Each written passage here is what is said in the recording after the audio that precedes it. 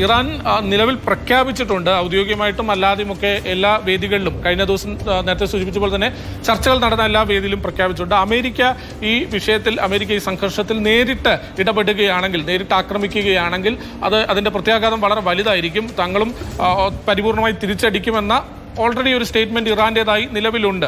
അപ്പോൾ ഒരുപക്ഷെ ഇനി അടുത്ത നീക്കം എന്തായിരിക്കും എന്നുള്ളതാണ് ഉറ്റുനോക്കുന്നത്. അത് പ്രധാനമായും നേരത്തെ വിൻസെന്റ് സാറൊക്കെ സൂചിപ്പിച്ച പോലെ തന്നെ അമേരിക്കയുടെ മിലിറ്ററി ഇൻസ്റ്റോളൻസ്, അമേരിക്കയുടെ സൈനിക താവളങ്ങൾ ഇറാന് ചുറ്റുമുള്ള പശ്ചിമേഷ്യയിലെ മറ്റ് പല രാജ്യങ്ങളിലും, ഖത്തറും UAE അടക്കമുള്ള പല രാജ്യങ്ങളിലും അമേരിക്കയുടെ സൈനിക താവളങ്ങളുണ്ട്.